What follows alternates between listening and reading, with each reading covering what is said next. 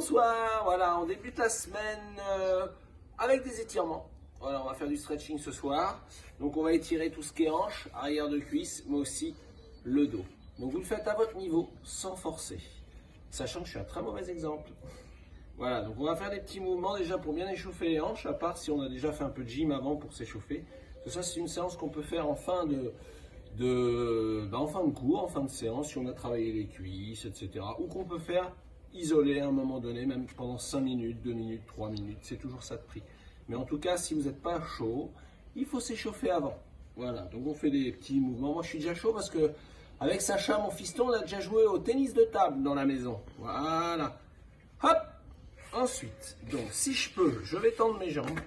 Si je peux pas, je vais faire les exercices, les jambes pliées. Donc sur les talons, si vous avez une raideur au niveau du dos ou de l'arrière des cuisses. Alors ce qu'il faut faire, si on est trop raide, on tire sur les fessiers. Vous voyez, on les ramène bien en arrière, les fessiers. Ou alors pour une bascule du bassin, on peut mettre un petit coussin sous les fessiers en essayant de se basculer vers l'avant. Donc en mettant le coussin légèrement vers l'arrière. Voilà. Donc ensuite, si on a les jambes tendues ou pliées, voilà, on redresse bien son dos. On lève les bras. On s'étire, on étire toute la colonne vertébrale. Et là, on va pouvoir faire même des inclinaisons. Donc là, voilà, on travaille le dos, souplesse de la colonne vertébrale. Hein. On mobilise le mouvement part de la taille. Donc il n'y a pas de mouvement de jambes. Voilà, on peut faire ça sur 1 minute par exemple. Et puis ensuite, on va étirer donc sur 20 secondes ou 30 secondes par exemple. Et on relâche ses bras. Ensuite, voilà, le dos droit, on va essayer de se pencher en avant. En fonction de votre souplesse, dès que ça tire suffisamment, on maintient la position. On souffle bien. Dès qu'on n'a plus d'air à expirer, on prend une inspiration, on souffle de nouveau. Voilà, on peut rester 30, 1 minute. Et puis on peut essayer d'aller un petit peu plus bas si on peut. Vous le faites à votre niveau, bien sûr. Si vous voulez vous allongez, vous allongez. Voilà. Si vous êtes bloqué en haut, c'est pas grave. Tant que ça tire, voilà, c'est déjà très très bien. Donc, soit un peu plus bas ou un peu plus haut. Ensuite, on va se redresser. Et on va faire torsion. Je vais tourner d'un côté. Je vais amener la main opposée à la cuisse dessus.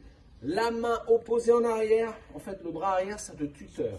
Les jambes tendues si on peut, ou pliées. On peut faire, vous voyez, jambes pliées. Voilà, en mettant par exemple la main sur le tibia. Ce qui compte, c'est de faire une torsion. Donc sans avoir mal, dès que ça tire suffisamment en gardant le dos droit, on maintient la position. Les torsions, c'est très très bon pour la colonne vertébrale, à condition de ne pas forcer. Voilà, et là on reste 20, 30 secondes, même 1 minute, et on relâche doucement. Et on passe de l'autre côté. Pareil, là je vais rester, donc j'expire, je souffle. Dès que j'ai plus d'air à expirer, je reprends une inspiration, et je souffle de nouveau, et je reste en statique. On l'a fait à gauche, à droite. Eh bien, l'idéal, c'est de le refaire au moins 1 fois de chaque côté. Au moins 2 fois, 2-3 fois. Ensuite, ça c'est vu pour les torsions. Là, je vais tourner et je vais descendre sur ma jambe tendue. Si ma jambe est pliée, ce n'est pas grave. On est là. Alors, le regard devant. Hein, pour bien positionner sa colonne vertébrale. Il ne faut pas être complètement plié au niveau de son dos. Vous voyez, la pointe de pied ramenée vers vous. Voilà, j'expire. Puis j'inspire, je souffle. Pareil, je peux rester 20, 30 secondes, 1 minute. Je redresse et je passe de l'autre côté. Et là, pareil, inclinaison à partir de la taille.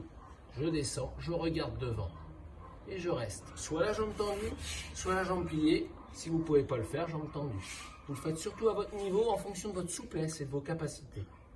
Et là, 20, 30 secondes, 1 minute. Et on se redresse. Et on revient de l'autre côté. On fait 2-3 fois de chaque côté. Après, on peut encore revenir devant. Hein, on peut refaire nos torsions. Vous voyez, vous mixez, vous pouvez faire plusieurs répétitions. Si vous faites 3-4 répétitions, c'est très bien. Ça permet d'améliorer votre souplesse.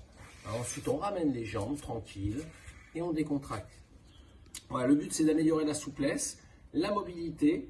Et ça évite aussi pour les gens qui font du sport, comme la course à pied, de se blesser les étirements. C'est ça, il faut rester souple. Et ce n'est pas parce qu'on a un certain âge qu'on ne peut pas aussi être souple. Donc voilà, essayez de travailler votre souplesse, c'est très très important. Et concentrez bien votre mental sur chaque mouvement. D'accord? Voilà, je vous remercie. Très bonne soirée. Bon courage toujours à ceux qui travaillent et aux soignants.